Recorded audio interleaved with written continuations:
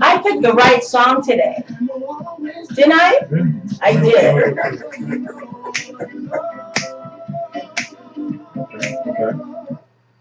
I really did pick the right song today because we're in the glow of African descendant, African, Afro Latino, brown and black love. Because we need a whole lot of it with everything that's happening around us. Thank you so much. I said it. Did I not say it at the beginning that she enters the space and we go way above and beyond any expectations of what can be possibly discussed. So thank you so much. Thanks for having me. Check out the page. Check out Afro African Radio Online page. I will also be doing it on the Soulful Afro page.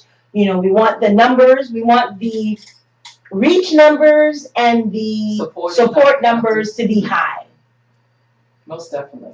And if you missed any part of this and you have still questions about understanding why this is about all of us, you need to go back and check out our show and listen to it. Listen to what Chioma said today, which really went right into one of the topics that I wanted to touch on to close out today, was that this week was Marcus Garvey's birthday.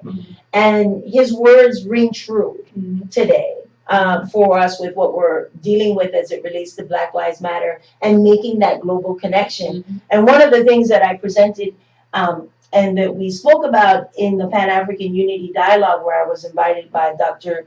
Ron Daniels and Don Rojas, who are colleagues of the Institute of the Black World, and presented with Chucho Garcia, who is Afro-Venezuelan counsel in New Orleans, and James Early, who is a historian that worked many years with the Smithsonian.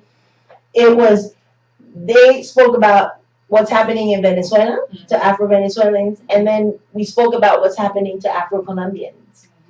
And it connects to what's happening to Afro-Brazilians and what's happening to African Americans here and Black and brown people with the shootings and the killings of Black men and Black women. Even what's happening to Africans on the continent of Africa. So we're under attack. And we are having to fight. I mean, we are in fight and flight mode. Is that a significant number of us don't even know that we're at war. Exactly. That's what we think. Oh, I don't live there. Oh, it's not going to happen to me. Sandra Bland was driving down the street to a new job. That's all she was doing. 3 days after, girlfriend ends up dead in a jail cell. Murdered. Because, this was exactly, so it's not a disconnect. No one is at arm's way right now because you don't know what's going to happen. She practiced her rights of not coming out of the car, not putting out her cigarettes, was not just, when you think about that report. But even, it's so complex. Even, I don't care if she was yelling, screaming. No. I don't care if she was rolling up and down the ground. It does not mean that she should have been murdered. Exactly. So exactly. And then to re-victimize her. Right. Constantly. We are, Michael Brown re-victimized. Tamir Rice re-victimized. Trayvon Martin re-victimized. And George Zimmerman has ended up in trouble ever since he walked out of that jail. And we still can't name the fact that there was no way that Trayvon Martin could have done the harm that George Zimmerman said that he could. No way. So that is Pan-Africanism. That is making the connection and going beyond your immediate and allowing you to see what the bigger picture is. I might say something that might piss off a couple of your viewers, but I wonder if it's easier for people outside of brown and black folks outside the U.S. to make that connection versus brown and black folks here, U.S. born. Because I posted a video on my personal page. It's not really personal. It's like I'm all out. But I posted this video, and this video was basically about an African American woman who went to Brazil, and about her journey in going to Brazil. And about her realization that we're all connected. and how she was surprised and honored and appreciative and just overall like really like the fact that Afro Brazilians saw themselves in her. In Michael Brown. They had they had murals of Michael Brown. They had their own march around that because they recognized that struggle is the same struggle that they're dealing with in Brazil. Yeah. And she even had an activist speaking who spoke truth, so much truth. And I'm sitting here thinking, and I'm like, is it harder for us? When I say us, I mean Black folks born here in the U.S. to understand our global connection in comparison to folks outside of us who get it very clearly. Well, the thing is that, and I'm about to probably offend some folks too, because my response to that, based on being on the receiving end of that treatment, is that's when African Americans become Americans. Mm-hmm. Hey, privilege exactly. It becomes a privilege of being American. So you see yourself above everyone anyway, even in the context of people that look like you and make the connection to you. So I think that's another conversation to have, is that how I have to see myself in the African American context as soon as I put my foot down on this land, because that is the context which I am placed in.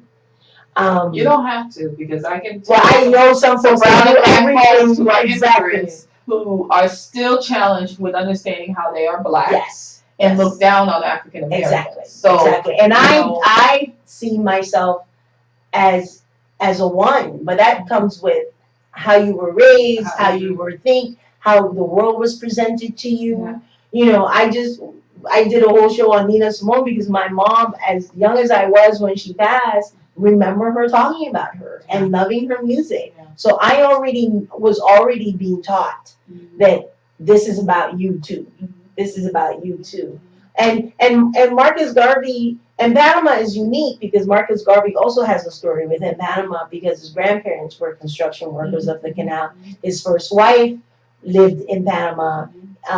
So he had a Panamanian context. So, and we have that Caribbean reality, and we also have that U.S. involvement. So we are. He also has that African connection. Exactly. So we are all. Panama is very unique in our understanding of who we are as people of African descent. So I want to thank you for coming on, for always bringing truth and real reflective conversation, which I think is necessary for our own self-care.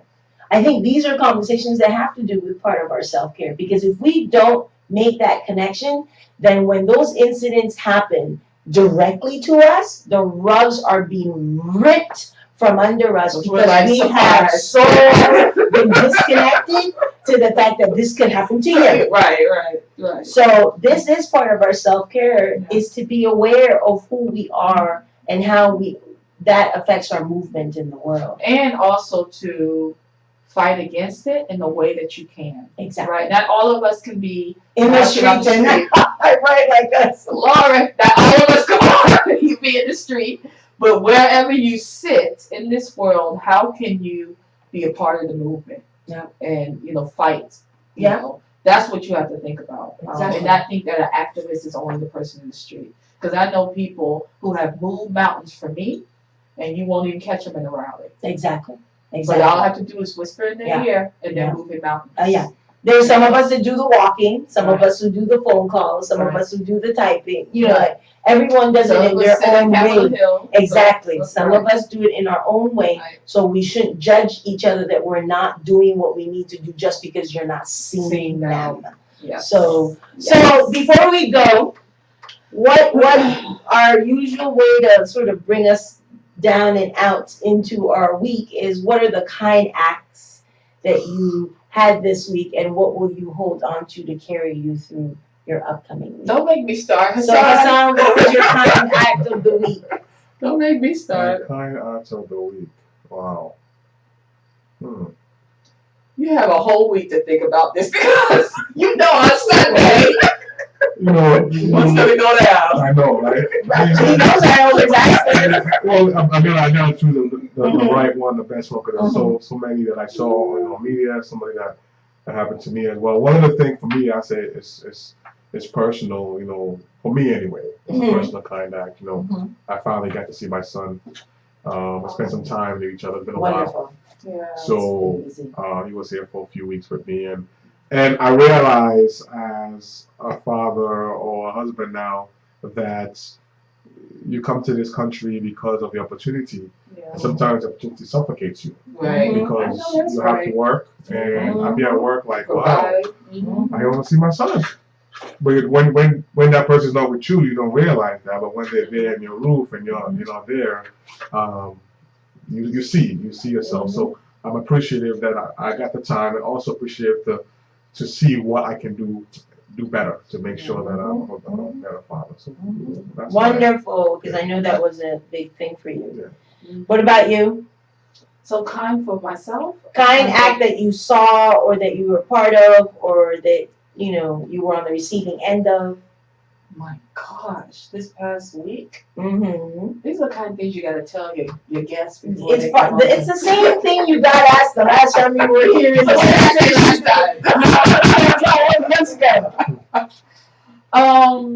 The only thing that I can even think about right now is that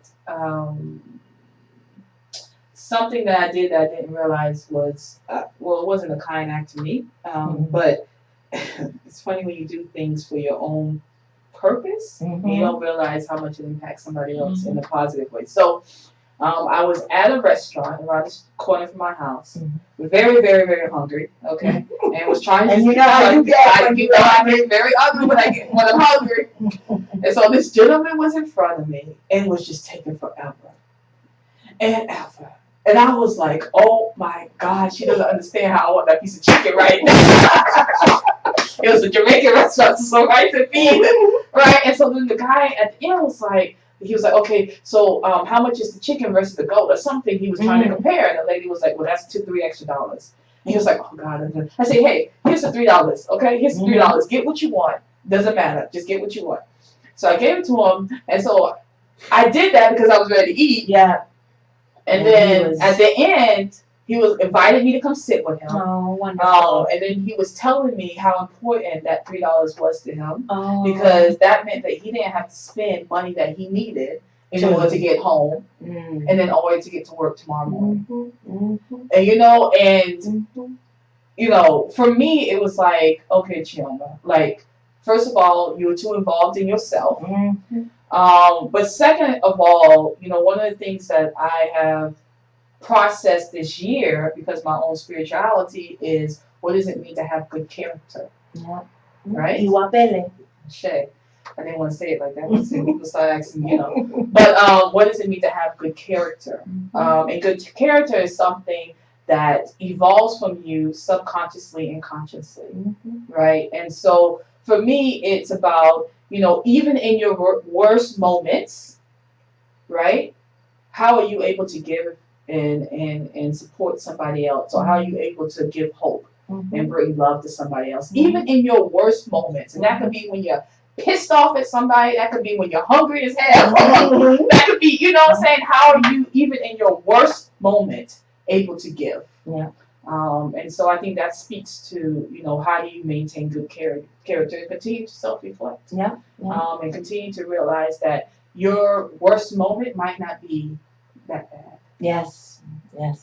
And mine has to do with being out in the community too. Yesterday, as tired as I was, and I went to support a colleague at their event, and I had another event with some other community members, and I ended up meeting these wonderful elders who've been in the area and are retired and are still engaged in the community in this wonderful garden that they advocated for.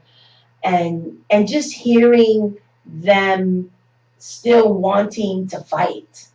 I mean, for them, like one has a bad knee and a bad foot and a this and a that, but they never miss a meeting. They came out, they sat there all day, we ate, And I found myself going, oh, I'm just gonna go for a few, and then I have to leave because I have so much to do. I stayed the entire time.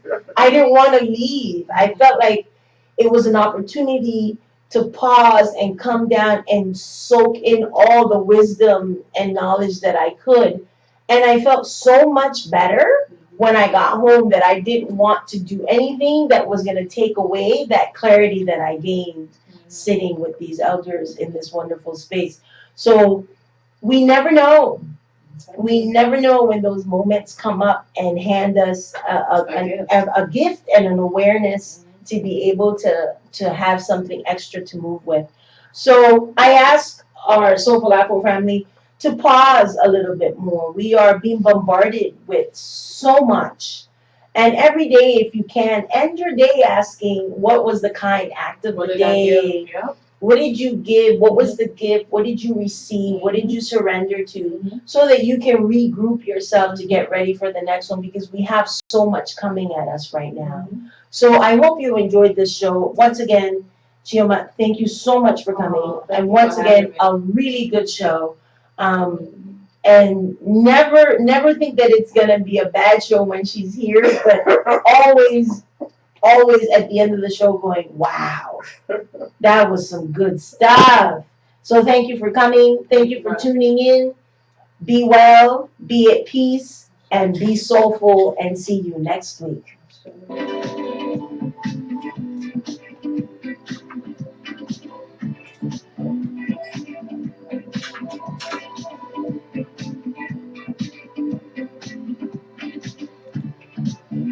Flowers bloom in morning dew, and the beauty seems to say, it's a pleasure when you treasure all that's new and true and gay. Easy living and we're giving what we know we're dreaming of. We are one having fun walking in the flow.